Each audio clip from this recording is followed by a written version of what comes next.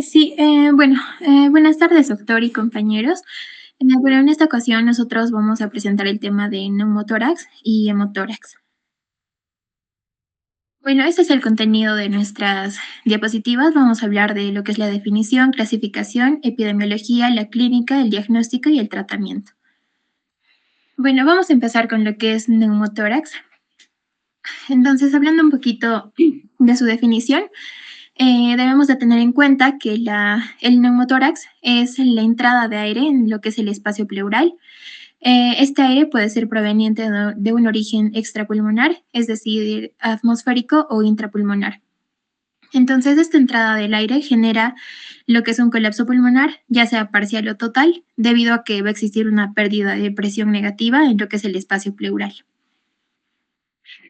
Entonces, aquí en la primera imagen tenemos lo que es un neumotórax cerrado como abierto, que ya lo vamos a hablar más adelante. En el caso del neumotórax cerrado, hablamos de que el aire entra a lo que es el espacio pleural desde lo que es un pulmón lesionado. Lo que produce es que esto vuelva a colapsar parcialmente, pero no va a existir una comunicación con el exterior. Ahora, lo que pasa en un neumotórax abierto es que el aire ingresa y sale libremente por lo que es una herida, lo que va a afectar a la presión intratorácica y va a comprometer también a lo que es la respiración. Lo que es tanto el cerrado como el abierto van a causar un colapso pulmonar, pero en el caso del abierto requiere un manejo urgente para evitar una mayor inestabilidad en lo que es en el paciente, ¿no? Ahora, aquí en esta imagen vemos lo que es un neumotórax a tensión. En este caso, el aire entra a lo que es el espacio pleural, pero el aire no puede salir en este caso. Entonces, lo que genera que existe un aumento de la presión en cada inspiración. Esto que genera que exista un desplazamiento de lo que es el mediastino. Asimismo existe o va a comprimir lo que es el corazón y el diafragma, ¿no? Y asimismo reduce lo que es el retorno venoso, causando un cuadro grave. Ahora, hay que recordar que la tensión pulmonar es una emergencia que requiere una descomprensión inmediata para evitar lo que es el colapso respiratorio y circulatorio del paciente. Ahora vamos a ver lo que es su clasificación. Tenemos lo que es el neumotórax espontáneo.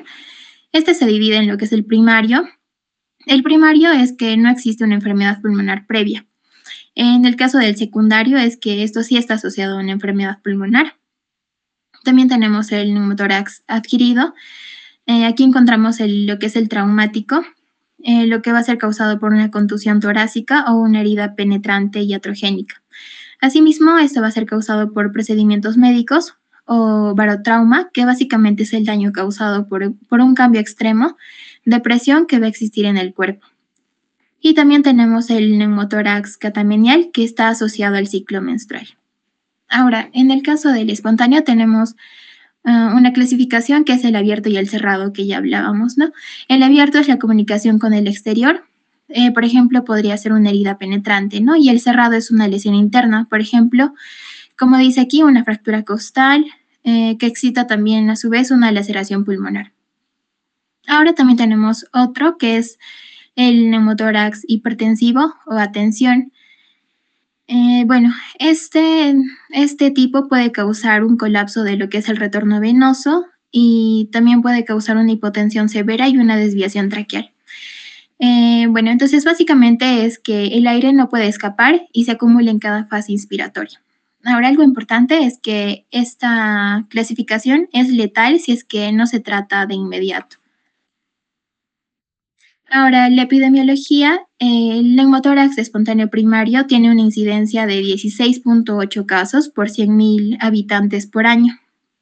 Es más que todo frecuente en el género masculino entre las edades de 15 a 34 años. También debemos conocer los factores de riesgo, que es la edad juvenil, el hábito tabáquico, la talla alta o longilíneo, ¿no? Y también la adolescencia y la juventud. Ahora, mayor o más de 10% de los pacientes son escasamente sintomáticos.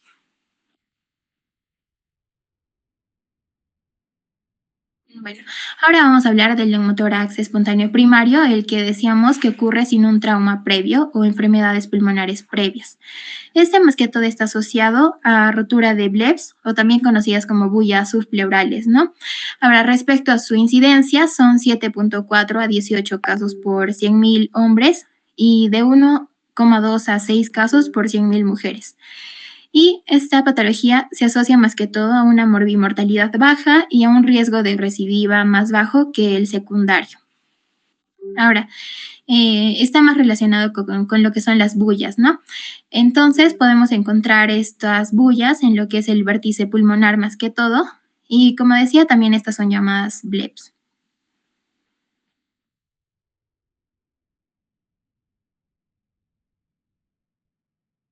Ahora, respecto a su etiopatogenia y los factores de riesgo, se desconoce lo que es el mecanismo exacto por el cual se produce un neumotórax espontáneo. Sin embargo, se cree que se debe a lo que es la rotura de las bullas pleurales, que, bueno, estas van a ser áreas de aire atrapado en los pulmones que frecuentemente son localizadas en el vértice pulmonar, ¿no? Entonces, también puede ser causado a su vez por porosidad pleural que se desarrolla debido a una inflamación y una obstrucción de la vía aérea distal.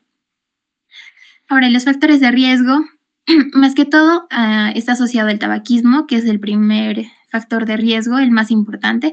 También está asociado a predisposición inflamatoria, más que todo en la vía aérea distal. Tiene una predisposición hereditaria, anomalías anatómicas del árbol bronquial y una fisonomía ectomórfica. O como ya decíamos, los pacientes de talla alta y también que son delgados, ¿no? Ahora, también existen cambios en lo que es la capa mesotelial de la pleura, la cual puede causar una capa elastofibrótica con una mayor porosidad, lo que eso va a facilitar a una formación del neumotórax. Ahora, respecto a la clínica, tenemos síntomas iniciales. Dentro de este tenemos al dolor torácico brusco, que es de tipo pleurítico, tenemos a la disnea de intensidad variable y a la tos seca. Ahora, en la exploración física encontramos la disminución de la ampliación torácica, el timpanismo de la percusión, la disminución o la abolición del murmullo vesicular. Ahora tenemos signos respiratorios de gravedad clínica, que son la cianosis, la desaturación, la polipnia, la taquicardia y la hipotensión. La hipotensión hay que recordar que es característico del neumotórax atención. Bueno, ahora vamos a hablar del neumotórax espontáneo secundario. Este se define como una complicación de enfermedades pulmonares previas. Puede ser causada como, por ejemplo, la EPOC o el enfisema, que es la causa más frecuente. También está causado por la tuberculosis, por neumonías necrotizantes, entre otros. Ahora, su epidemiología tiene mayor incidencia y riesgo de recurrencia. Es mayor que el primario, ¿no? Bueno, ahora algo para añadir es que el EPOC, o sea, en pacientes con enfisema, que ya hablamos que son los que presentan bueno, perdón, los pacientes con enfisema tienen bullas que predisponen también, ¿no?, a la formación del neumotórax.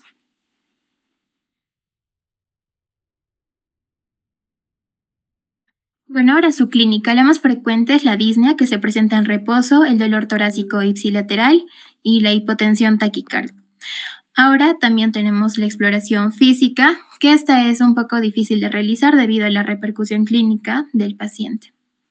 Ahora, ¿cómo se hace el diagnóstico? Con la sospecha clínica que ya mencionábamos, ¿no? Por ejemplo, en pacientes con EPOC que comienzan de forma repentina, que tienen una disnea mayor, de lo habitual que se asocia con un dolor torácico. Ahora, ¿cómo hacemos el diagnóstico?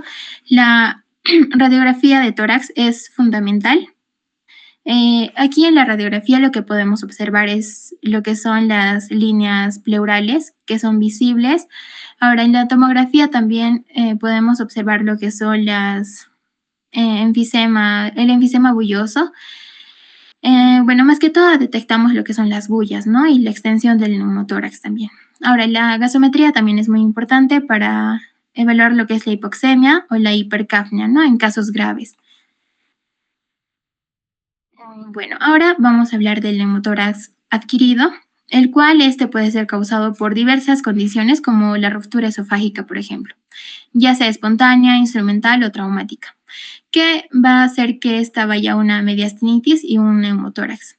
También puede originarse por heridas penetrantes en lo que es la pared torácica o el barotrauma debido a una ventilación mecánica, ¿no?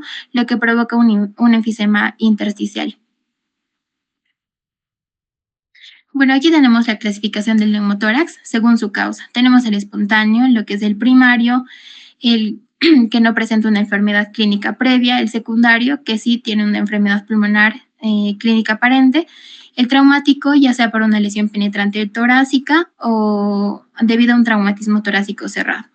Y el iatrogénico, que puede ser causado por una aspiración transtorácica con aguja, por una colocación de un catéter en vena subclavia, o una toracocentesis o biopsia pleural, o por el barotrauma, ¿no?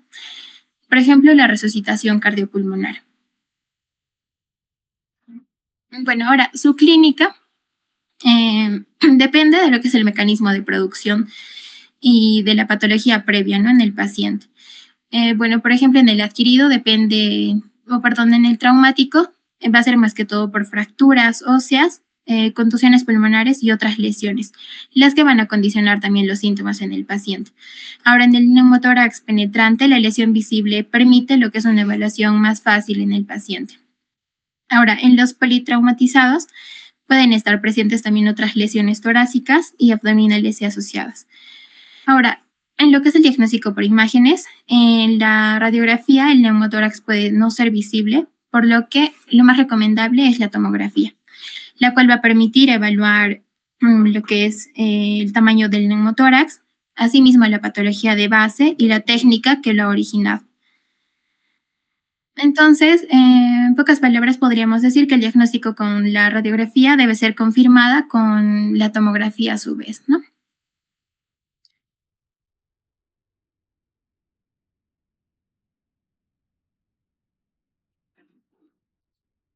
Continuando con el tratamiento, tenemos dos objetivos principales, que es conseguir la expansión y prevenir la recidiva.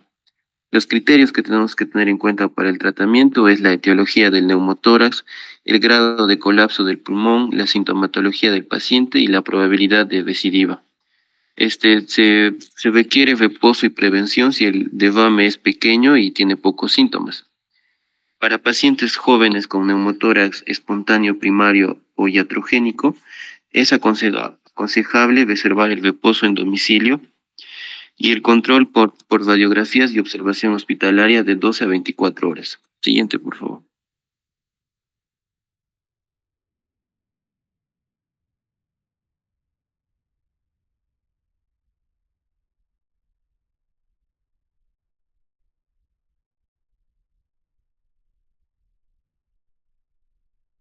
Bien, en caso haya falta de mejoría en una semana, se recomienda hacer un drenaje torácico y para los pacientes que están en observación hospitalaria se hace uso de oxígeno para acelerar el proceso de la absorción.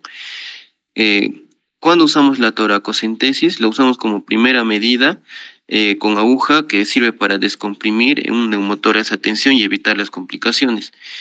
Y cuando es moderada, se puede aspirar el aire mediante una jeringa conectada a una cánula o un catéter fino introducido en el espacio pleural.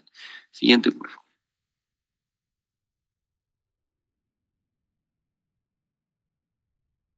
Bien. El drenaje con tubos o catéteres de pequeño calibre lo utilizamos en neumotórax espontáneo secundario, en neumotórax complicado con derrame y en neumotórax a tensión. Y tiene múltiples ventajas. Es de fácil colocación, es de menor costo y es menos doloroso. También se puede emplear en neumotórax espontáneo primario o adquirido simple, de cualquier tamaño y se consigue un 85% de resolución.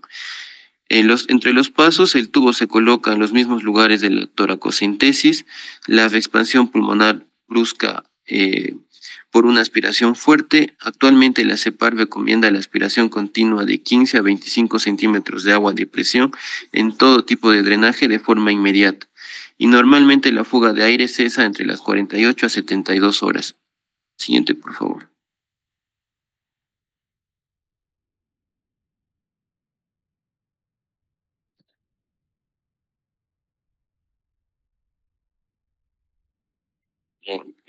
Otra opción de tratamiento es la pleurodesis. Se usa cuando hay una alta tendencia de recidiva en neumotórax espontáneo y también podemos usar la pleurodesis química. Es una técnica sencilla que se puede realizar sin cirugía. Se usa el talco y algunos derivados de la tetraciclina. La tetraciclina baja del 41 al 21%, baja la recidiva de un 41 a 21%, y la pleurodesis química se emplea para el tratamiento de los derrames malignos. La incidencia de recidiva es del 8% en el grupo de pleurodesis por talco y un 13% en el grupo de pleurodesis por tetraciclina. Siguiente, por favor. En la toracoscopía y la cirugía videotoracoscopía.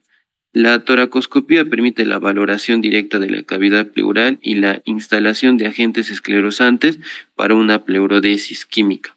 Según los hallazgos toracoscópicos, que son sin anomalía, puede haber presencias de adherencias pleurales, pero sin evidencias de bulas. También podemos encontrar bulas de menor a 2 centímetros de diámetro y múltiples bulas mayores a 2 centímetros de diámetro, con o sin adherencias pleurales. Aquí usamos el drenaje con tubo en estadio 1 y 2 y la toracotomía en los estadios 3 y 4. Asumiendo que la existencia de las bulas puede ser un factor de riesgo de recidiva y que la cirugía de videotoracoscopía ha ganado mucha popularidad en el tratamiento quirúrgico de neumotórax espontáneo.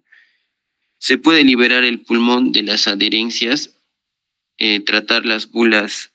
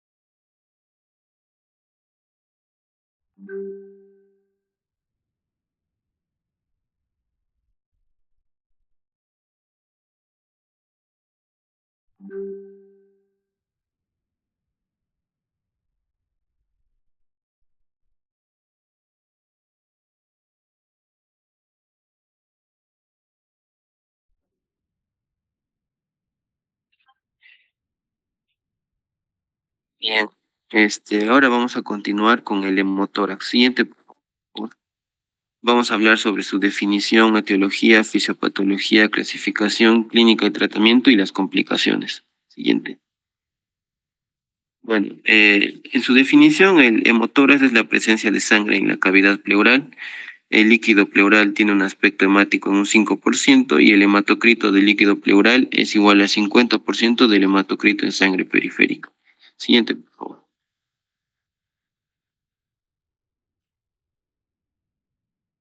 Bien, en la etiología, las principales causas de hemotoras son cuatro: las traumáticas por un traumatismo torácico cebado, un traumatismo torácico penetrante o que puede ser iatrogénico.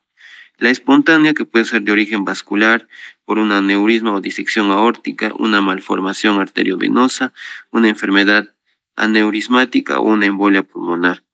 También se puede dar por coagulopatías, que puede ser inducida por medicamentos, por enfermedades congénitas o neoplasias, o una miscelánea de todas las que ya he mencionado. El cáncer de pulmón es una causa rara de hemotórax, incluso cuando hay un compromiso pleural. Siguiente, por favor.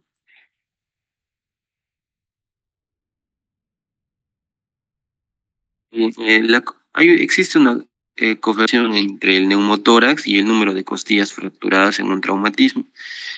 El 6% es sin fracturas costales. Hay un 24% de probabilidad con 1 a 2 fracturas y un 81% de probabilidad con más de 2 fracturas. Siguiente, por favor.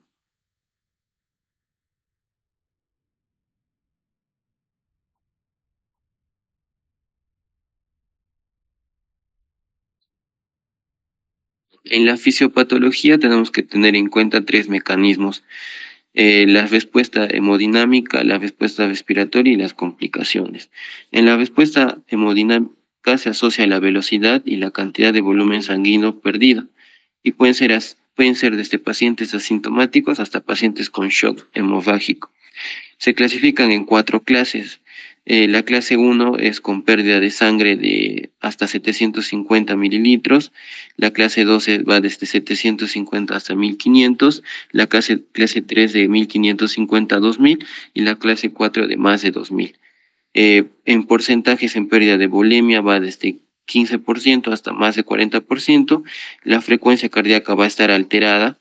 En la clase 1 menor a 100, en la clase 2 va a estar de 100 a 120, en la clase 3 va a existir taquicardia de 120 a 140 y en la clase 4 más de 140.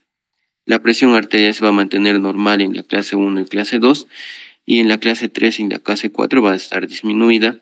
La frecuencia respiratoria va a aumentar conforme aumente la clase también. En la clase 1 va a estar de 14 a 20 repeticiones por minuto, en la clase 2 va a estar de 20 a 30, en la clase 3 de 30 a 40 repeticiones por minuto y en la clase 4 mayor a 40.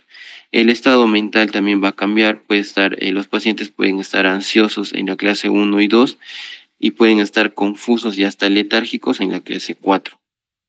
Sí, la reposición lo hacemos con cristaloides en la clase 1 y 2 y en la clase 3 y 4 ya es necesario hacer transfusión de sangre. Siguiente, por favor. Bien, en la respuesta respiratoria, la presión intrapleural pierde negatividad, hay un menor volumen y por ende un mayor colapso de los pulmones, hay una mayor presión intratorácica y esto causa dificultad en los movimientos respiratorios. Siguiente, por favor.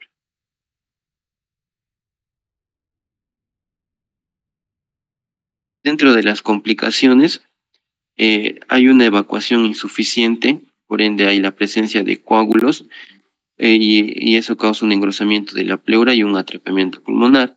La pleura está cubierta de una capa de fibrina con proliferación angiofibroblástica y hay cicatrización. Esto altera la fisiología ventilatoria y el intercambio de gases y también hay un déficit de aclaramiento de las secreciones. Siguiente, por favor.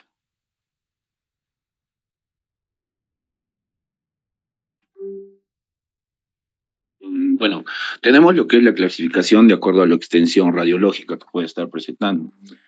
Puede ser de acuerdo a en lo que es el grado 1, que es un nivel del motor que se encuentra por debajo del cuarto arco costal anterior. Puede ser la del grado 2, que es a nivel que se encuentra entre el cuarto y el segundo arco costal anterior. Y el de grado 3, que está al nivel y por encima del segundo arco costal anterior, ¿no? Normalmente esto, bueno, si hay presentación del grado 1, se puede realizar lo que es un drenaje con tubo pleural en un hemotórax. Y lo que es si hay presentación del grado 2, normalmente se utiliza como guía para algunos autores o decidir lo que es la conducta terapéutica misma del paciente. Y si se podría comenzar con lo que es con un drenaje torácico o eventualmente una toracotomía, ¿no? Y en el grado 3 tenemos lo que es una toracotomía. Siguiente, por favor.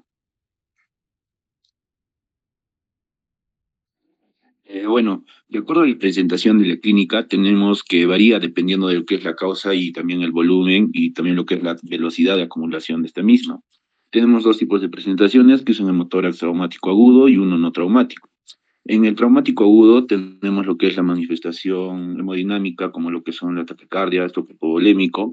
Tenemos la presentación de un dolor torácico, los signos de ocupación pleural, contusión pleural, un aumento de lo que son los signos de consolidación.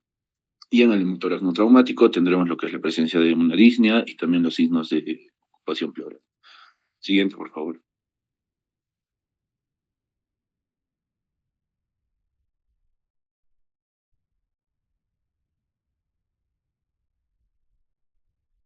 Siguiente, por favor.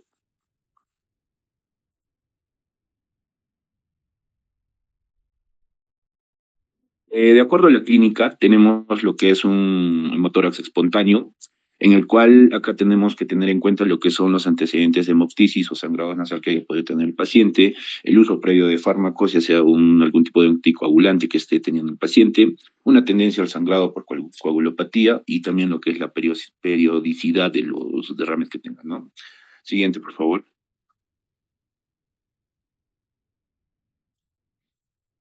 De acuerdo al examen físico, tenemos la presencia de lo que es las venas en el cuello colapsadas, hay vibraciones vocales disminuidas. De acuerdo a la percusión que se le puede realizar al paciente, podemos encontrar un hemitórax mate o submate en lo que son las zonas de acúmulo y también ruidos respiratorios disminuidos o también ausentes en estos casos, ¿no? Siguiente, por favor.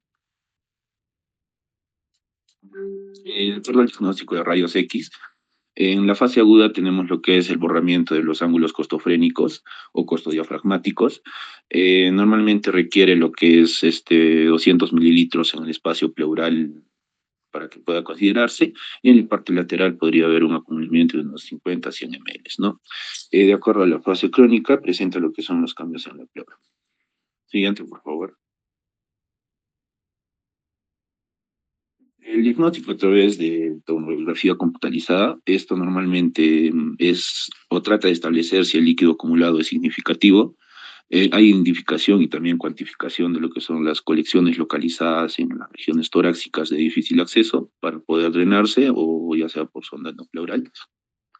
Normalmente en los pacientes hay una persistencia de lo que son las opacidades en la radiografía simple de tórax y después de haber recibido algún manejo con drenaje pleural mismo, ¿no?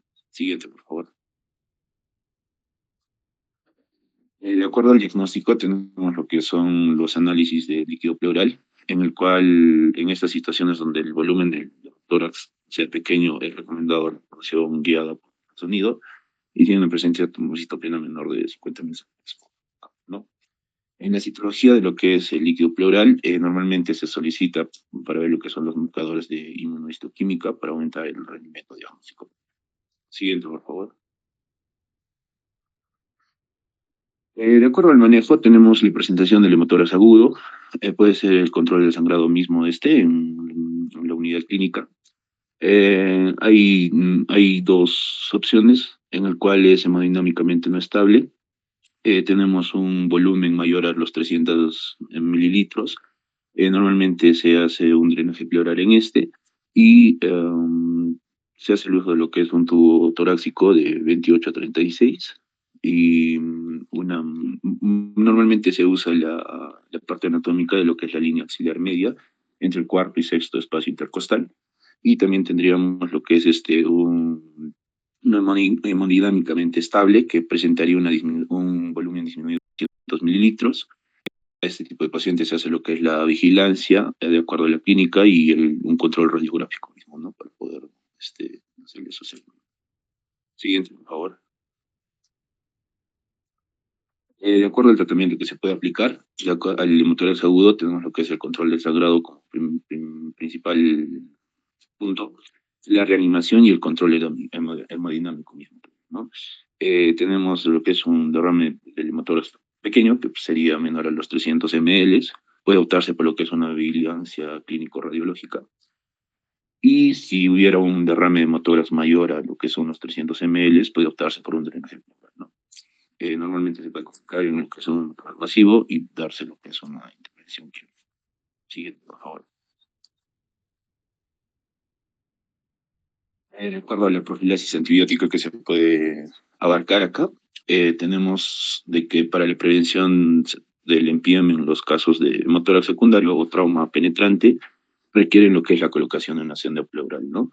Eh, Puede haber lo que es la profilaxis secundaria a trauma, tenemos lo que es la selección del antibiótico que debe estar dirigido a lo que son los patógenos causales o más frecuentes a través de lo que es la zona pleural o el uso de estos dispositivos y se puede optar por 24 horas o hasta el retiro de la sonda misma, ¿no? Siguiente, por favor. De acuerdo a las complicaciones que puede estar presentando, hay el retraso de lo que es el manejo, lo que favorece la organización del coágulo, ¿no? La estrategia quirúrgica es la elección en la actualidad misma para ver lo que es el drenaje del hemotórax, la partir de los coágulos que haya. Normalmente se ve o bueno, presenta lo que es una baja distancia intrahospitalaria, hay un menor costo de la atención intrahospitalaria y es menos frecuencia de hacer la toracotomía por persistencia del hemotórax mismo. En un hemotórax retenido o coagulado, normalmente se define como la presencia de lo que es una sangre en cavidad pleural, ¿no? Que no puede evacuarse a través de lo que es un drenaje convencional. Normalmente de lo que es en la primera semana se puede intentar lo que es la colocación de drenajes torácicos y si no son eficaces esto puede tratarse con la instalación de lo que son, o bueno, la utilización de lo que son fibrinolíticos intrapleurales o una alternativa si son los fibrinolíticos estos puede darse a la desaparición de los coágulos mismos, ¿no? Mediante la toracoscopía y también esta toracoscopía se reserva para casos no resueltos, ¿no? Siguiente, por favor.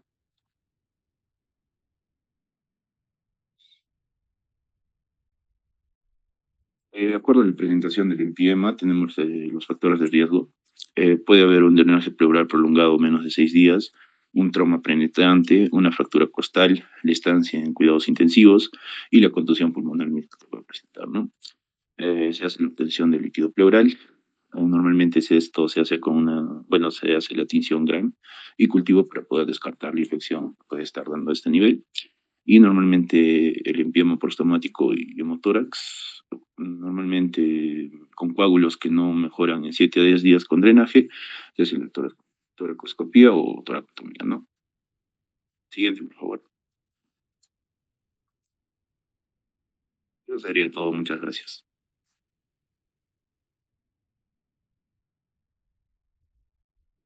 Vamos al final, entre el grupo de tromboembolia e hipertensión.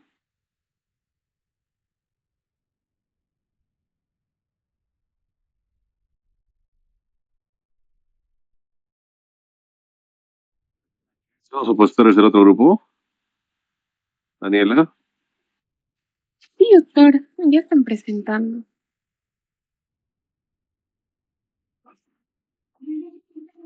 Bien, doctor, buenas tardes, compañeros, buenas tardes. El día de hoy vamos a presentar el tema de hipertensión pulmonar y lo que es el tromboembolismo pulmonar. Siguiente, por favor. Bien, vamos a comenzar con lo que es la hipertensión pulmonar. Siguiente, por favor.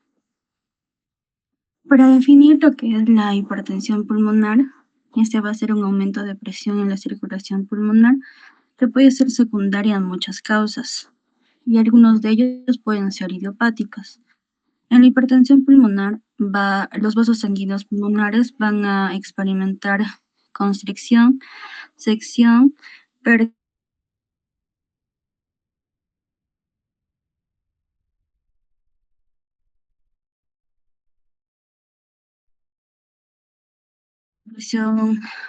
pulmonar. Está caracterizado hemodinámicamente por una presión arterial pulmonar media que es mayor a 20 milímetros por mercurio de mercurio y una hipertensión pulmonar precapilar que tiene una característica de una presión arterial pulmonar media que es mayor a 20 milímetros de mercurio, una presión de enclavamiento pulmonar que va a ser menor o igual a 15 milímetros de mercurio y una resistencia vascular pulmonar que va a ser menor o igual a 2 unidades Watt. También existe lo que es la hipertensión pulmonar precapilar y postcapilar combinadas, que esta se caracteriza por presentar una presión arterial pulmonar media mayor a 20 milímetros de mercurio, una presión de enclavamiento pulmonar que es mayor a 15 milímetros de mercurio y una resistencia vascular pulmonar que va a ser mayor a 2 unidades Watt. Y por último, la hipertensión pulmonar durante el ejercicio, que bueno, este es pendiente de la presión arterial pulmonar media sobre el gasto cardíaco entre reposo y ejercicio, que esto tiene que ser mayor a 3 milímetros de mercurio por minuto, ¿no? Ahora bien, como lo expliqué, la hipertensión pulmonar va a generar una elevación de la presión arterial pulmonar media que tiene que ser mayor a 20 milímetros de mercurio. Por ello es que va a generar una prevalencia e incidencia sobre todo en zonas de Europa y con un 1% en personas mayores a 65 años. En este caso, la etiología puede deberse por la afectación de ventrículo izquierdo o por una enfermedad pulmonar obstructiva crónica. Siguiente, por favor. Bien, ahora vamos a hablar sobre su clasificación. Esta se clasifica en grandes 5 grupos Y cada uno de ellos, bueno, tiene una característica, ¿no? El grupo 1 es la presión pulmonar, la hipertensión pulmonar, que esta puede ser idiopática, que también puede ser con vasoreactividad, que puede ser hereditaria o también inclusive inducida por drogas y toxinas. Ahora existe una que es asociada ya sea con una enfermedad del tejido conectivo, por infección por VIH, por hipertensión portal o por esquistosomiasis. Y también se presenta lo que es la hipertensión pulmonar con signos manifiestos de vena capilares involucrados o una hipertensión pulmonar persistente del recién nacido. En el grupo 2 nos habla de la enfermedad del corazón izquierdo, que en este caso está la insuficiencia cardíaca con una fracción de eyección preservada, por una insuficiencia cardíaca con una fracción de eyección reducida, una enfermedad valvular o lesiones destructivas postcapilares congénitas. En el grupo 3 nos habla acerca de enfermedad pulmonar o hipoxia, que puede ser el EPOC, una enfermedad pulmonar restrictiva, otra enfermedad pulmonar con patrones mixtos, una hipoxia sin enfermedad pulmonar, o por último que son los trastornos pulmonares del desarrollo. En el grupo 4 nos habla acerca de la obstrucción de la arteria pulmonar, como es una hipertensión de un tromboembolismo pulmonar crónico, otras obstrucciones de la arteria pulmonar. Y por último, en el grupo 5, abarca los mecanismos no claros, que son desórdenes hematológicos, desórdenes sistémicos, otros, y también enfermedad del corazón congénita compleja. Siguiente, por favor. Bien, va a presentar una clínica con síntomas iniciales, como es disneas durante el ejercicio, fatiga y agotamiento, dolor torácico, mareo, síncope y también palpitaciones. Todo ello puede sugerirnos una insuficiencia cardíaca, el cual van a tener también signos que van a ser pertenecientes, ¿no? a lo que es la hipertensión pulmonar.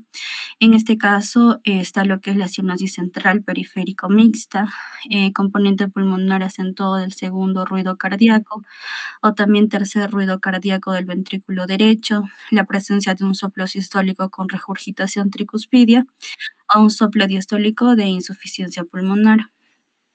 Ahora, en síntomas posteriores puede presentar hemoptisis o ronquera, que es la disfonía. Siguiente, por favor. También existe una clasificación funcional por parte de la OMS, que es para la hipertensión pulmonar. En este caso, se divide o lo que hace es clasificar de acuerdo a una clase funcional, que es la clase funcional desde la clase 1 hasta la clase 4.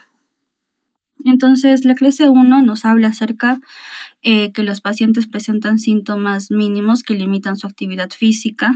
La actividad física ordinaria no provoca disnea o fatiga excesiva, presentan dolor de pecho, palpitación y presíncope. En la clase funcional 2, los pacientes presentan síntomas que se traducen en una leve limitación de la actividad física. En este caso, el paciente está cómodo en reposo, no experimenta disnea o fatiga excesiva. El dolor en el pecho o presíncope se presenta con la actividad física ordinaria. En la clase funcional 3, en este caso, los pacientes presentan síntomas que se traducen a una marcada limitación de la actividad física.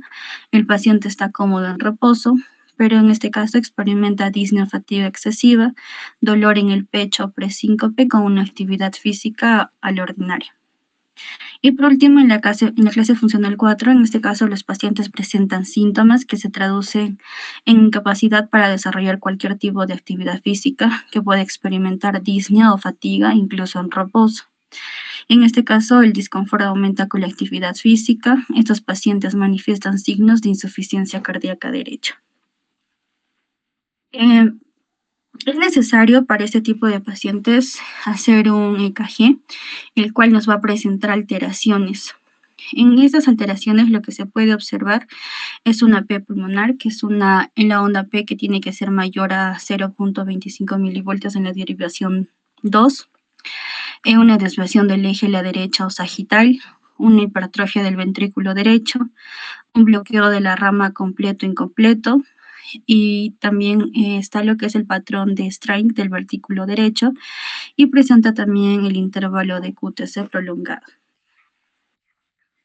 Asimismo, para este tipo de pacientes se realiza lo que son una radiografía, el cual van a presentar signos que son pertenecientes o relacionados a la hipertensión pulmonar y este va a traer alteraciones concomitantes, ¿no? En este cuadro nos detalla lo que se puede presentar. En este caso se puede presentar lo que es la dilatación del corazón derecho, una dilatación de la arteria pulmonar, que puede estar inducida la dilatación por un aneurisma, una pérdida de vasos periféricos y también se puede presentar una silueta cardíaca en forma de botella de agua. Siguiente, por favor. En cuanto al diagnóstico, primero hay que determinar la probabilidad y esto se hace por un eco transtorácico.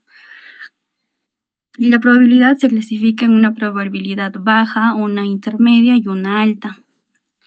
La baja se determina por la velocidad de regurgitación tricuspidia, que tiene que ser menor a 2.8 sin signos ecocardiográficos. La intermedia, se determina por la velocidad de regurgitación tricuspidia, que tiene que ser mayor a 3.4 o de 2.9 a 3.4 con signos ecocardiográficos. Y la probabilidad alta, bueno, esto se determina por la velocidad de regurgitación tricuspidia de 2.9 a 3.4 o menor a 2.8 con signos ecocardiográficos. En este caso, en este cuadro, nos va a hablar sobre signos ecocardiográficos que van a estar adicionales y pueden ser indicativos de una hipertensión pulmonar. Bien, este cuadro se clasifica en ventrículos, arteria pulmonar y una vena cava inferior y aurícula derecha. En los ventrículos nos va a hablar acerca del diámetro basal entre el ventrículo derecho y el ventrículo izquierdo, que tiene que ser un cociente de área mayor a 1. También nos habla acerca del aplanamiento del septo interventricular, en este caso el índice de excentricidad del ventrículo izquierdo tiene que ser mayor a 1.1 en sístole o en diástole. Y también tiene que tener un cociente TAPSE. Este TAPSE es una medición que se hace a través de una ecocardiografía, el cual evalúa la función sistólica del ventrículo derecho. Sobre la presión arterial pulmonar sistólica tiene que ser menor a 0.55 milímetros de mercurio. En el siguiente cuadro nos habla acerca de la arteria pulmonar, el cual nos habla acerca de la tensión arterial, del tiempo de aceleración del flujo sistólico del ventrículo derecho, que tiene que ser menor a 105 o también una muesca mesosistólica. En este caso también habla acerca de la velocidad de regurgitación pulmonar diastólica temprana, que tiene que ser mayor a 2.2. Y por último nos habla de un diámetro de la arteria pulmonar, que tiene que ser mayor al diámetro de la aurícula derecha, y también nos habla acerca del diámetro de la arteria pulmonar, que tiene que ser mayor a 25 milímetros. Y por último, este cuadro nos habla acerca de la vena cava inferior y de la aurícula derecha, el cual menciona que el diámetro de la vena cava inferior tiene que ser mayor a 21 milímetros, con colapso expiratorio disminuido. Tiene que ser disminuido en un 50% con inspiración profunda o menor del 20% con una inspiración superficial. Y también nos habla acerca del área de la aurícula derecha, la telesistólica, que tiene que ser mayor a 18 centímetros cuadrados. Siguiente, por favor. Bien.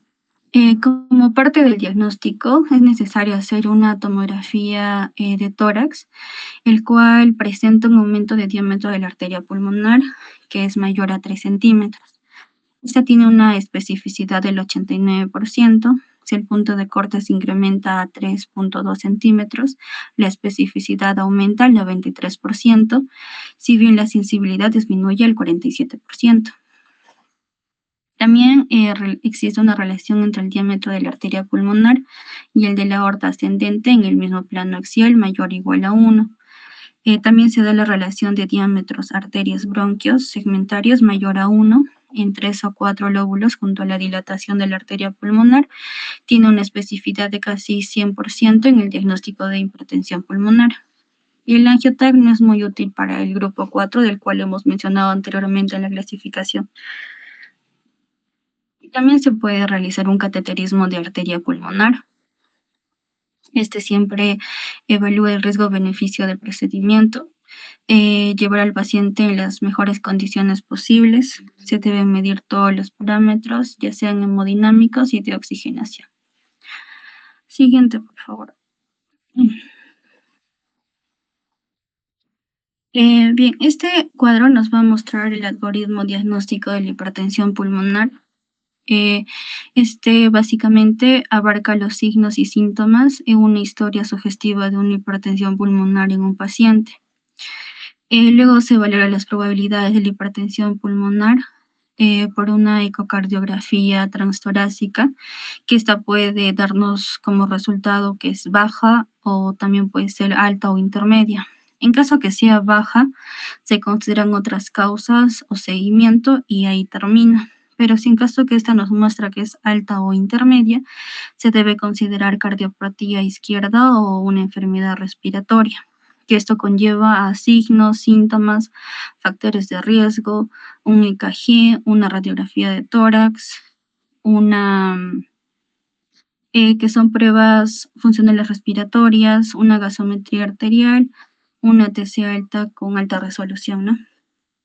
Ahora, si todo eso sale positivo, entonces nos da a sugerir que es una cardiopatía izquierda o una enfermedad respiratoria. En cualquiera de ellas hay que tomar en cuenta si hay signos de hipertensión pulmonar grave o fracaso de ventrículo derecho, o si en caso que no hay signos de hipertensión pulmonar grave o fracaso de ventrículo derecho. En caso de sí existir signos, entonces en este caso el paciente se refiere a una unidad experta en hipertensión pulmonar. En caso de no existir estos signos, bueno, se trata de la enfermedad subyacente, ¿no? Ahora, en este caso de no estar seguros de que no fuera una cardiopatía izquierda o una enfermedad respiratoria, se van a añadir estudios como es la gamografía, y en este caso se hace la pregunta si hay presencia de alteraciones compatibles. En caso de sí existir, bueno, en este caso se hace análisis que van a ser complementarios, como un angioTAC torácico, también un cateterismo cardíaco derecho y una arteriografía pulmonar.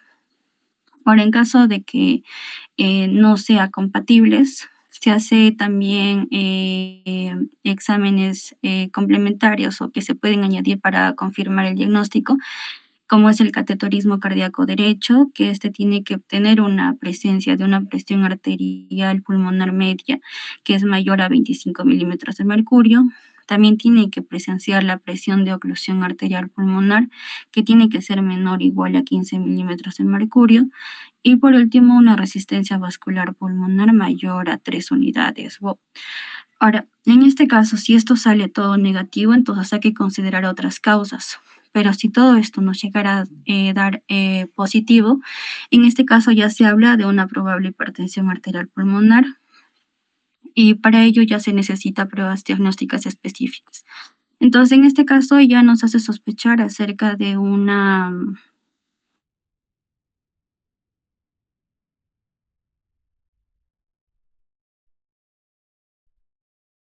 congénita, el tejido conectivo, que también por tóxicos y fármacos, o por pulmonar, o por una esquistosomiasis, o por VIH. Entonces, en todo esto, lo que prácticamente se habla acerca de una enfermedad veno-oclusiva pulmonar, que puede ser hereditaria, o una hipertensión arterial que puede ser idiopática o también hereditaria. Siguiente, por favor.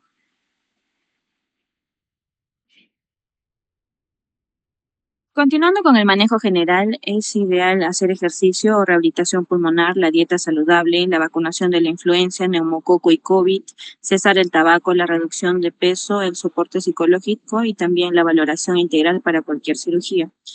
En cuanto al manejo de soporte, la oxigenoterapia en asistencia para un viaje, los diuréticos según la necesidad, el manejo de comorbilidades, en el caso de, por ejemplo, fallas cardíacas, también el manejo etiológico, la anticoncepción y el manejo de la sarcopenia. Siguiente, por favor.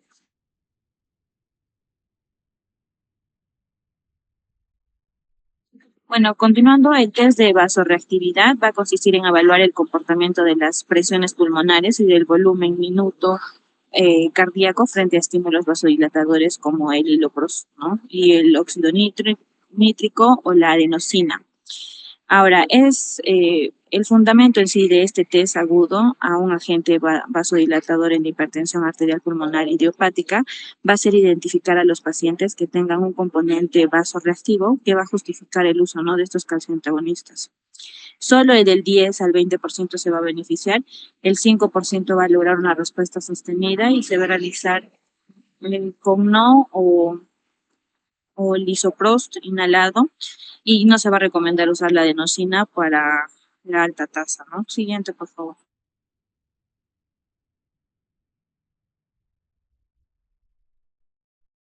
Bueno, con respecto al tratamiento para estas pruebas de vasorreactividad en hipertensión arterial pulmonar, tenemos los compuestos utilizados como el óxido nítrico, que es de vía inhalada, la vida media es de 15 a 30 segundos, la dosis de 10 a 20 y la duración de 5 a 10.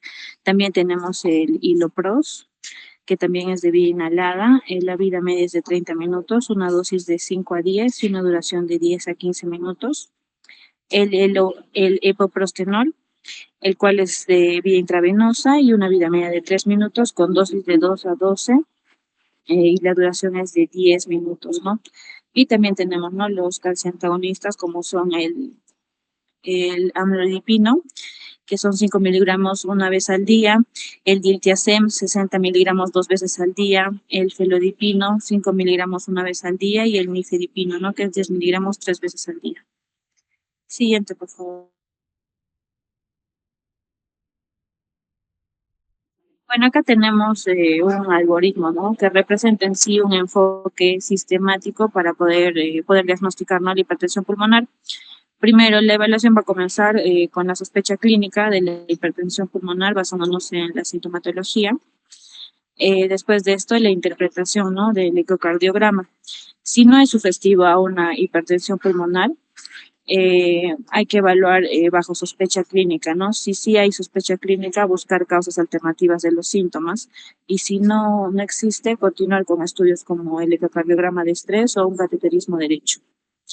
Ahora, si el ecocardiograma es sugestivo a una hipertensión pulmonar, determinar si hay una enfermedad cardíaca izquierda significativa que puede justificar esta hipertensión pulmonar, por ejemplo, una insuficiencia mitral o una disfunción ventricular izquierda. Si es así, clasificar como grupo 2 de hipertensión pulmonar y si no, avanzar en la evaluación.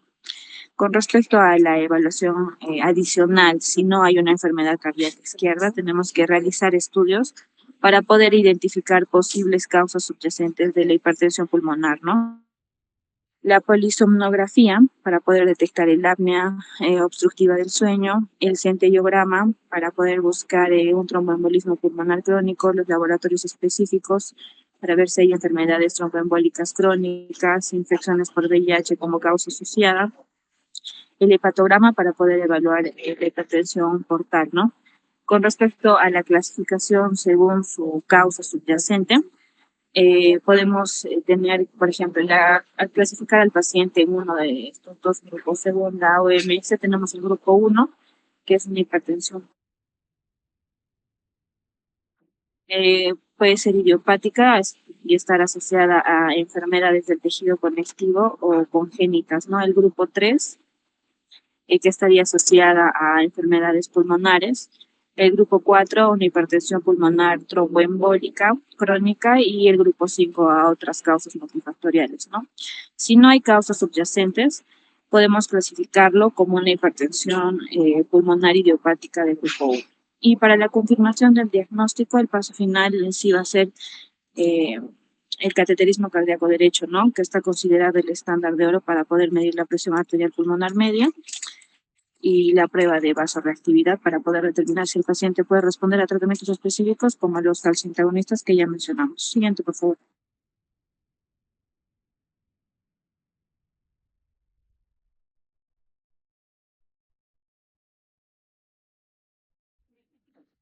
Bueno, con respecto a los antagonistas de receptores de endotelina, bueno, estos van a ser los que bloquean los receptores A y B de la endotelina en el músculo liso de las arterias pulmonares, ¿no?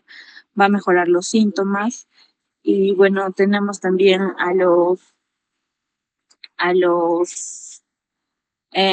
también tenemos dentro del tratamiento a los inhibidores, ¿no? De la fosfodiesterasa tipo 5 y estimulantes de la guanilato ciclasa, ¿no?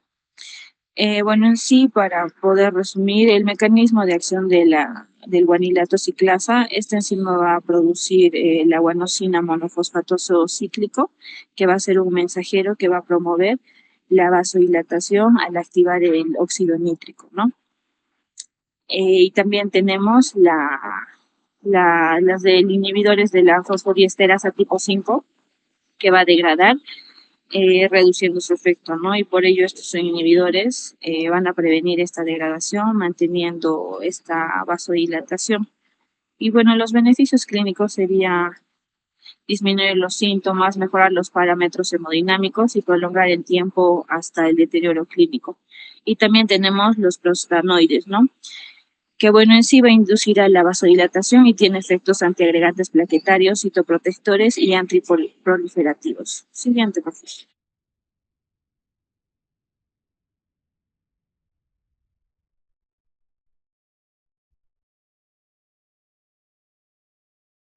Bueno, con respecto a la monoterapia en pacientes con hipertensión arterial pulmonar, específicamente hay para ciertos subgrupos de pacientes y las recomendaciones son relacionadas con su uso. Como podemos ver en la tabla 2, esta va a mencionar una función potencial de la monoterapia inicial. Se van a identificar subgrupos específicos de pacientes en los que podría ser razonable poder emplear este tipo de monoterapia como un tratamiento inicial, ¿no? Tenemos pacientes, por ejemplo, con hipertensión arterial pulmonar idiopática inducidas por fármacos que van a responder a pruebas de vasoreactividad aguda, ¿no?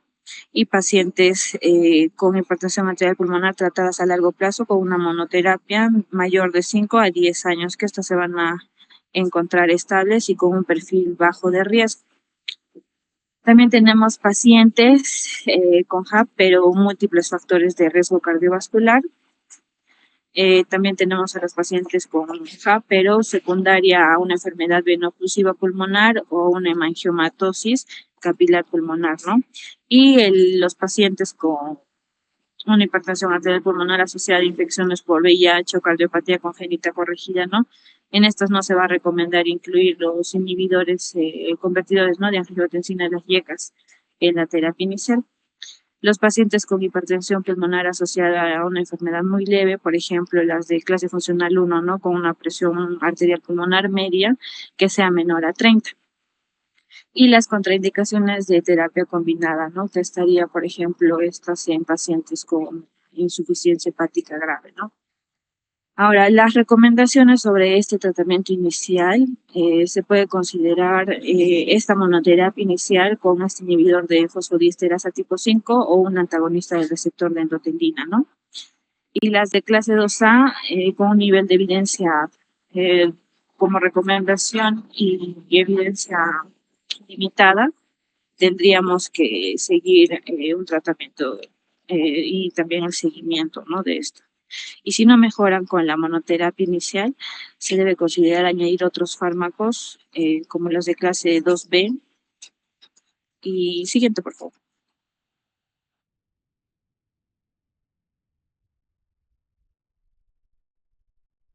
Con respecto a las medidas finales y trasplantes, los procedimientos como el shunt de derecha a izquierda, tenemos la septotomía atrial También experimentales tenemos la denervación de la arteria pulmonar, que es posible mejoría hemodinámicamente y en caminata de 6 minutos.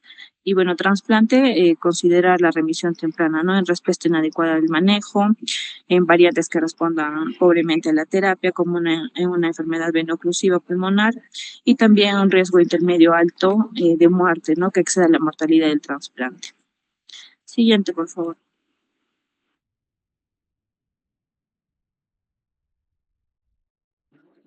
Bien, en caso de procesos de agudización, lo primero que vamos a ver es la falla cardíaca derecha, que va a incrementar el riesgo de mortalidad, ¿no? Entonces, ¿qué debemos hacer en estos pacientes?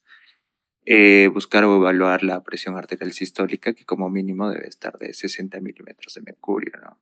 También tenemos que manejar el desencadenante de la falla cardíaca, y pues vamos a tener una monitorización continua, que esta la vamos a subdividir en 3 grupos, ¿no? La no invasiva, la mínimamente invasiva y la invasiva.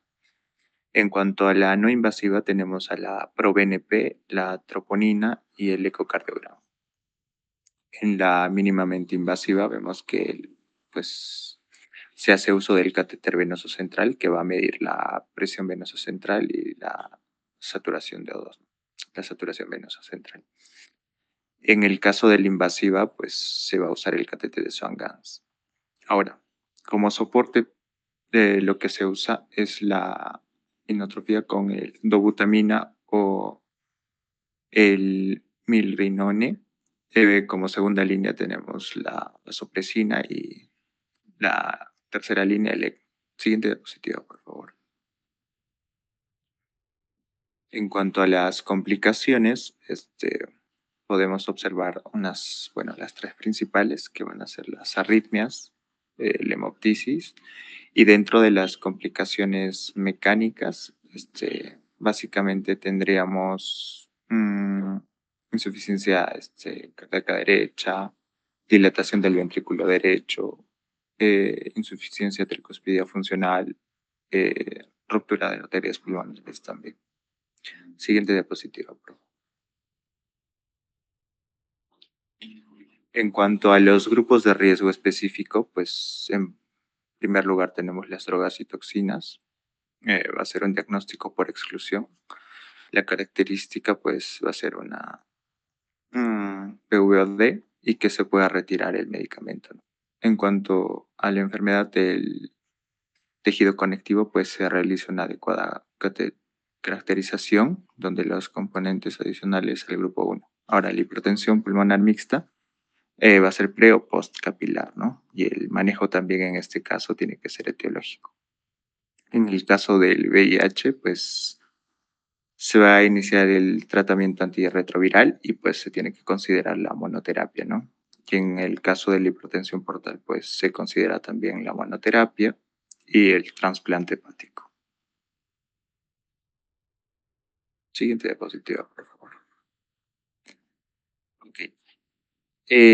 También vamos a ver la hipertensión pulmonar con disfunción ventricular izquierda, que en este caso pues su epidemiología pues va a ser la forma más común dentro de un 65 o 80%. Ahora, va a incrementar su incidencia y prevalencia de la falla cardíaca en el paciente. Esta suele ser postcapilar, aunque puede estar acompañada de una precapilar, ¿no? Y pues básicamente afecta a falla cardíaca con fracción de eyección preservada, y pues esto se va a dar en un 50% de los casos, ¿no? En este caso, pues también tenemos como comorbilidades la diabetes, una miocardiopatía, hipertensión, válvulas anormales, antecedentes familiares y pues el infarto. Siguiente diapositiva, por favor.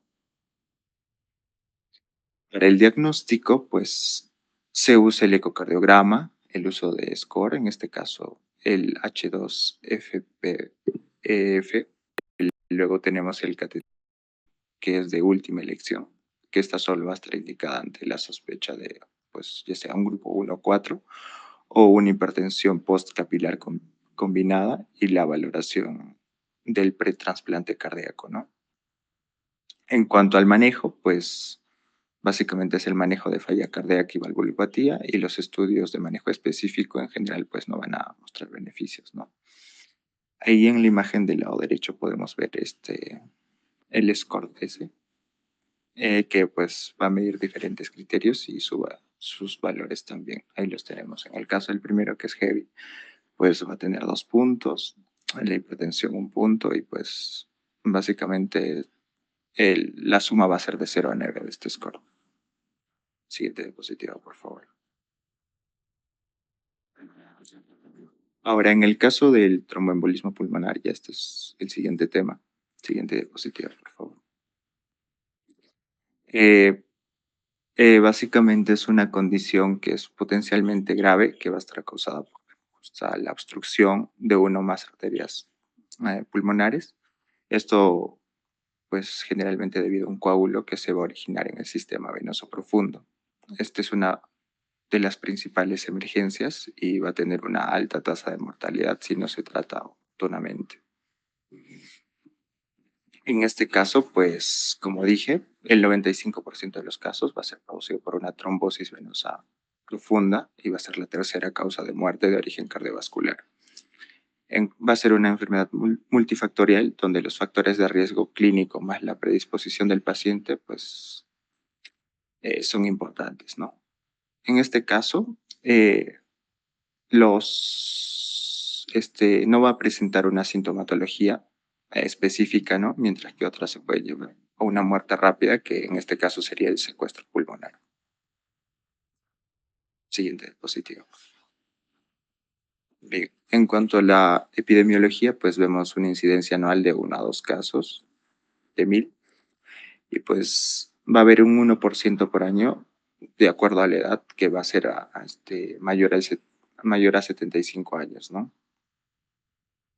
Ahora, es 8 veces más frecuente en personas mayores de 80 años y pues en varones y mujeres en la edad fértil. Ahora, los factores de riesgo, hay un incremento de más del 95% de los casos de trombo. Y pues en este caso va a ser básicamente por la trombosis venosa profunda, ¿no? Causado por eso. En este caso va a haber un incremento ya sea por la fractura de extremidades inferiores o postcirugía, postparto, el reposo prolongado en cama, insuficiencia cardíaca, insuficiencia venosa profunda crónica, obesidad, el cáncer activo, el embarazo, el uso de anticonceptivos, los niveles elevados de antifosfolípidos y los anticoagulantes lúpicos, ¿no? Siguiente diapositiva. Bueno, ahora vamos a ver la clasificación del TEP, principalmente uno que es agudo, que se desarrolla inmediatamente brusco y se presentan los síntomas. Otro subagudo, que su presentación, los síntomas es de 10 a semanas luego del evento inicial que ha tenido. Y el crónico, que se desarrolla lentamente y va a crear hipertensión pulmonar. Otra clasificación en el agudo importante, que es de acuerdo a cuánta tamaño va a tener del del pulmón, puede ser de forma masiva. Esto se da muy pocas veces. Va a ser característica de mayor de la mitad de la vasculatura pulmonar es afectada y generan una hipotensión sistémica. Su tratamiento considerar es la anticoagulación y tener una terapia avanzada, ¿no? Del TEO submasivo va aumentando ya el porcentaje que se da, 20-25%. Afecta mayormente el tercio de la vasculatura pulmonar, hipoquinesia del ventrículo derecho. Y su terapia, aparte de la anticoagulación, se le añade ya la trombólisis. Se considera esto. Y el TEP pequeño moderado, que es el más frecuente, es de menos, tiene, no tiene mal pronóstico, ¿no? Y su tratamiento, su terapia es mayormente anticoagulación. 7 diapositiva. Vamos a ver la etiología, los tipos de embolismo que tenemos. El embolismo sólido, más frecuente, procedente del miembro inferior, caso relacionado a trombos venosa profunda, el graso, fracturas, ¿no? De huesos largos, fémur, también puede estar la pelvis, ¿no? Otro es el embolismo gaseoso, como dicen su nombre, es a causa de aire, ¿no? Típico del síndrome de descompresión en los buzos. Y el tejido tumoral por un desprendimiento, ¿no? Un trozo de tumor que se desprende, llega al pulmón, ¿no? A través del sistema venoso, llega a obstruir también, genera un siguiente diapositiva. Y bueno, para que se forme el trombo tenemos que tener en cuenta que hay tres factores importantes, ¿no? Para recordar la triada de Virchow, la hipercoagulabilidad, lesión endotelial, éstasis, ¿no? Y entre ellas, que puede generar estado de hipercoagulabilidad, es así a grandes rasgos, el cáncer, el embarazo, terapias hormonales, anticonceptivos, ¿no? O enfermedades autoinmunes, enfermedades hemolíticas autoinmunes, las leucemias también entran aquí, lesiones endoteliales por otra parte, los traumas, trombosis previa, vasculitis, sepsis. En éstasis, pacientes de edad avanzada, inmovilidad, ¿a qué se refiere este pacientes que están hospitalizados mucho tiempo, obesidad? También es al pacientes que tienen insuficiencia cardíaca.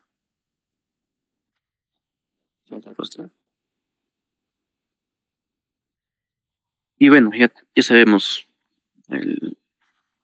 que se tiene que tener la etiología y la clasificación, ¿no? Vamos a ver qué siente el paciente, ¿no? ¿Qué manifestaciones clínicas tiene? Principalmente disnea, dolor torácico pleurítico, dolor torácico supraesternal, tos y hipnoptisis. Mayormente disnea, pero como vemos, disnea es un síntoma muy general, ¿no? No es específico. Y signos como la taquipnea, taquicardia, signos de trombosis venosa profunda, fiebre y cianosis. Siguiente diapositiva, por favor. En cuanto a la fisiopatología, ¿cómo se genera? El émbolo originado mayormente en una trombosis venosa profunda, un 80%, genera una obstrucción del flujo sanguíneo en el pulmón, interfiere con la circulación e intercambio gaseoso. Esta va a generar una liberación de tromboxanos a dosis serotonina, lo que genera una vasoconstricción. Esa vasoconstricción aumenta la presión resistencia vascular pulmonar, dilata el ventrículo derecho, incluso algunos signos como incremento del segundo tono cardíaco, contracción, estimulación inotrópica, que refiere a esto que hay un aumento de contracción del corazón, ¿no? Y aumento de la frecuencia cardíaca. Y estos mecanismos sí, van a incrementar la presión de la arteria pulmonar. Positiva, por favor. Bueno, ahora vamos a hablar en qué efectos respiratorios puede haber, ¿no? Ya hemos hablado de algunos puntos, ¿no? Primera parte, los efectos respiratorios. Hemos visto que hay un aumento, puede haber con el tiempo un aumento del espacio muerto alveolar. Si continúan ventilándose alveolos y perfusión, desequilibrio por ventilación y perfusión. Otro, el constricción, hemos visto mayormente dado por plaquetas y serotonina. La taquipnea, efecto compensatorio, ¿no? Esta enfermedad para producir hiperventilación y hipoxemia. Más tardíamente puede haber pérdida regional del surfactante e infarto pulmonar. Siguiente diapositiva. Y ahora los efectos hemodinámicos. Cuando excede el 50% de obstrucción, va a producir incremento de resistencia y presión. Otro, al factor mecánico del émbolo. Se suma el vasoconstrictor de las aminas liberadas por los paquetes del trombo. Y si esta obstrucción aumenta más, a un 60-75%, se puede generar otros efectos como un coro pulmonar agudo, una caída del gasto cardíaco en forma brusca y reducción del gasto sistémico. Siguiente diapositiva, siguiente. Y bueno, ¿cómo vemos el diagnóstico? Pues debido a que hemos visto los síntomas son muy inespecíficos, podemos guiarnos de acuerdo a la forma brusca de instauración del tamaño de la barca. Inicio de este paciente puede ser principalmente disnea y taquipnea. Otros síncope torácico pleuríticos, tos, hepatitis, taquicardia. Son muy inespecíficos sus síntomas. Otro que nos podemos guiar es las características de la trombosis venosa profunda, por ejemplo. Un paciente tenga su hinchazón en una de las piernas, que nos puede haber hecho pensar que de ahí haya emigrado, ¿no? Otra característica también del TEP masivo, vemos que abarca bastante, el síncope, shock obstructivo con colapso circulatorio. A la derecha vemos un cuadro de riesgo de mortalidad precoz, ¿no? Con el que vamos a medir pacientes según la gravedad de presentación en 4 puntos importantes: la inestabilidad hemodinámica, una escala pronóstica de PESI de 3 a 5 en la escala. Otro de por función de ventrículo derecho y elevación de troponinas. Eso nos ayuda a guiarnos, ¿no?, a ver la prestación del paciente. Si tiene 2 o 3 puntos, sería un intermedio bajo, ¿no? Y así va aumentando su riesgo de mortalidad. Siguiente más tiempo, ¿no? Y otro es el criterio de Wells, probabilidad de TEP, que en sí se toma signos importantes como signos en un TEP como mayor de 100, inmovilización, que es un factor importante para aumento de esta sanguínea, ¿no? Otro el cáncer, incomorbilidad, y así van poniendo diferentes puntos, ¿no?, los cuales se suman y tenemos un punto de 2 a 6, puntos, ¿no? ¿Qué nos dice esto? Que es un riesgo moderado. Debajo de este, bajo, y arriba de este, elevado, ¿no? ¿Y para qué nos ayuda estos puntos? Si es elevado, si es mayor de 6, se aplica los criterios de PER, ¿no? Un criterio PER score, ¿no? Se hace una serie de preguntas al paciente para saber los datos importantes: menor de 50 años, menor de 100, saturación mayor del 95%, todos estos. Los 6 no se requiere más estudio, ¿no? Si no, se le hace la medición de dímero D. Y en moderado se hace la medición. Si es mayor de 500 nanogramos por mililitro, se debe realizar pruebas de imagen. ¿Qué prueba de imagen? La angiografía pulmonar por TAG. Y si es mayor de 6, sí o sí se hace la angiografía pulmonar por siguiente diapositiva.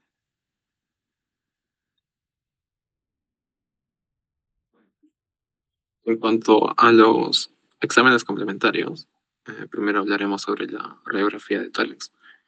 Esta va a ser normal y puede mostrar ciertas anomalías no específicas, como pueden ser la tilitasia o el derrame. Dentro de estos signos radiológicos que podemos encontrar, resaltan lo que vendría a ser la joroba de Hampton, que es una opacidad superficial en forma de joroba que va a estar localizada sobre todo en la periferia del pulmón, con la base apoyada contra la superficie pleural y la joroba dirigida hacia el ilio pulmonar. Otro signo que no se suele ver mucho, ya que es muy difícil que se dé, es el signo de Westermarck. Su concepto es que es un corte nítido de los vasos pulmonares con hipoperfusión distal en una distribución segmentaria dentro del pulmón. Todos estos hallazgos, ya sea el hallazgo de Westermarck o la joroba de Hampton, suelen ser específicos de una tipa aguda, pero son muy raros de encontrarlos. Y por último, el signo de Westermarck puede verse en hasta un aproximado de 2% de los casos, según la revista que leí. Otras manifestaciones pueden ser la simetría de las arterias pulmonares y la amputación del hilio pulmonar. Otras pruebas imagenológicas tenemos el angiotem. Este vendría a ser el examen de elección para confirmar el diagnóstico del TEP, ya que si nos basamos en el estudio del PIOPET-2, muestra una sensibilidad del 83% y una especificidad del 96% para diagnosticar el TEP. Otras imágenes son la gammagrafía de perfusión pulmonar. Esta vendría a ser una prueba de segunda línea indicada en casos en los cuales no se puede realizar una tomografía computarizada, ya que además el acceso a esta misma prueba suele ser muy, muy difícil para poder realizarlo. Al igual que una angioresonancia magnética, esta va a usar como sustancia de contraste el gadolínio y puede detectar embolias centrales. Otra forma de imagen es la angiografía pulmonar. Esta prueba suele ser más sensible y específica para el diagnóstico, y es la prueba de referencia que puede ser necesaria para el diagnóstico cuando hay sospecha clínica de TEP. Eh, Tenemos el electrocardiograma, que en líneas generales también nos va a dar ciertos signos inespecíficos de TEP, pero dentro de ellas van a resaltar sobre todo el patrón S1Q3T3, que es el más específico de las mismas, que significa encontrar una onda S en la derivada 1, una onda Q en la derivada 3 y una onda T negativa en la derivada 3. Dentro de otras que también podemos encontrar es un bloqueo de la rama derecha y una P pulmonar, aunque algunos manifiestan un semibloqueo de la rama derecha que también se puede encontrar. En cuanto ya hablando del tratamiento, en la fase aguda del TEP, primero debemos dar un manejo inicial, dando oxígeno suplementario en pacientes que presenten una saturación de oxígeno menor al 90%. Y si es necesario, se puede usar la ventilación mecánica, ya sea invasiva o no invasiva, pero esto solamente en pacientes inestables. En cuanto a la insuficiencia ventricular derecha, se puede usar fluidoterapia en casos de una presión venosa central baja, para lo cual podemos usar soluciones como una solución de cloruro de sodio al 0.9%, una solución de lactato Ringer a una cantidad menor o igual a 500 mililitros en un tiempo de 15 a 30 minutos. Es importante dar la fluidoterapia solo en pacientes que tengan insuficiencia ventricular derecha o una presión venosa central baja, ya que si nosotros realizamos una reanimación intensiva con volúmenes altos, esto va a empeorar la interdependencia ventricular y va a reducir el gasto cardíaco, y esto va a generar una peor consecuencia en nuestro paciente. También se dice que se puede usar vasoconstrictores y fármacos inotrópicos positivos, como la noradrenalina, una cantidad de 0.2 hasta 1 microgramo kilo minuto, o dobutamina de 2 a 20 microgramos kilo minuto. También pueden ser usados estos mecanismos del OMEC, o también conocidos como ECMO, que son dispositivos de apoyo cardiopulmonar mecánico. En este caso específico son una oxigenación por membrana extracorpórea. Esto se suele usar sobre todo en pacientes con el TEP hemodinámicamente inestable. En cuanto a la anticoagulación, que va a estar sobre todo ligada a una fase aguda del TEP de alto riesgo, necesitamos recordar de que la anticoagulación va a ser el factor principal del tratamiento del TEP. Podemos utilizar para esto una heparina de bajo peso molecular o una heparina no fraccionada.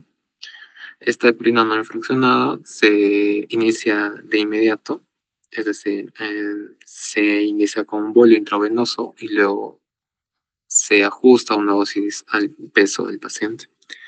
Se continúa con una tromboblítica, ya sea por una embolectomía pulmonar quirúrgica, si está disponible en el hospital, o un tratamiento percutáneo por catéter. Continúo. Como tercer paso, considerar la administración de noradrenalina o dobutamina.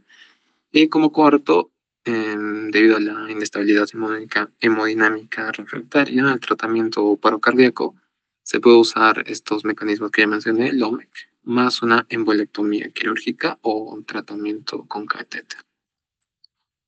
En cuanto al tratamiento trombolítico, debemos tener en cuenta contraindicaciones a la fibrinólisis.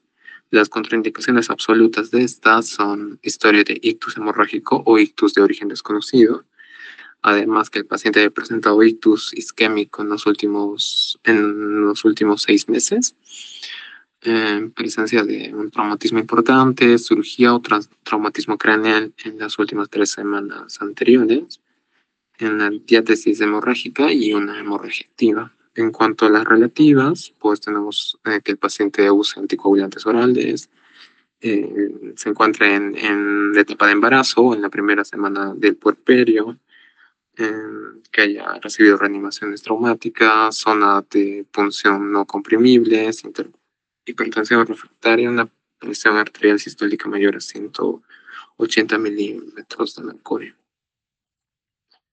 En cuanto a las recomendaciones para el tratamiento de la fase aguda de la embolia pulmonar de alto riesgo, se dice que debe estar recomendado iniciar inmediatamente la anticoagulación con, en este caso, heparina no fraccionada, incluido ya sea un porvuelo intravenoso ajustado al peso para los pacientes con TEP de alto riesgo. Para iniciar la heparina, en este caso, no es necesario tener imágenes que nos puedan dar la sospecha clínica o confirmar el diagnóstico de TEP. Simplemente con la clínica del paciente se puede iniciar la anticoagulación. El tratamiento trombolítico también está, en este caso sistémico, está recomendado en TEP de alto riesgo. También está recomendada la embolectomía pulmonar quirúrgica en pacientes con TEP de alto riesgo. En cuanto a las recomendaciones para el tratamiento de la fase aguda en la embolia pulmonar de riesgo intermedio, se va a recomendar iniciar inmediatamente la anticoagulación en pacientes con la probabilidad clínica o intermedia. Además, se puede iniciar una coagulación parenteral utilizando heparinas de bajo peso moleculares en lugar de una heparina no fraccionada. Y en cuanto a la reperfusión, se recomienda un rescate en pacientes con deterioro hemodinámico que reciben tratamiento anticoagulante. Y bueno, las recomendaciones sobre el alta precoz y el tratamiento domiciliario. Pues se puede considerar el alta precoz y el tratamiento domiciliario en aquellos pacientes con TEP de bajo riesgo, siempre que les podamos proporcionar una atención ambulatoria y tratamiento anticoagulante adecuado. Esta es la bibliografía que tomamos para ambos temas y eso es todo. Muchas gracias.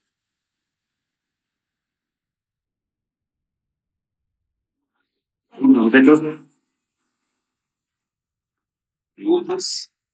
Está claro, doctor.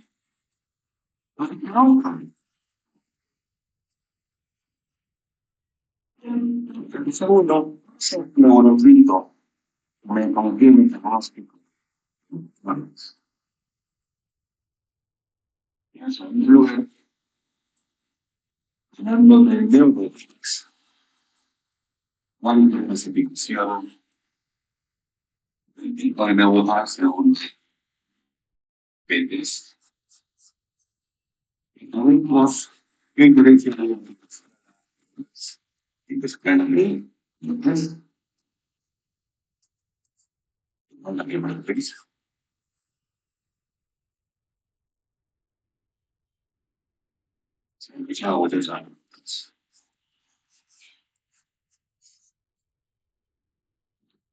Sí, doctor, sí se escucha. Entonces, ahora, lo que se ha ido depositando, pero no. No, doctor, sí está.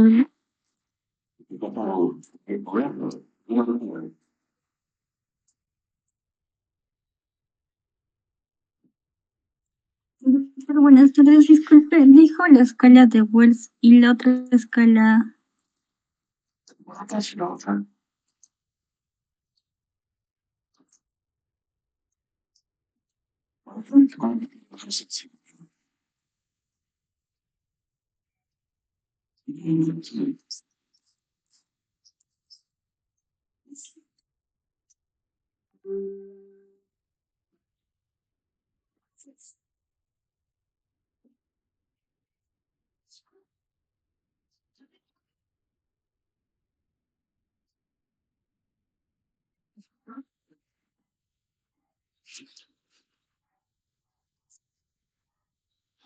Aquí.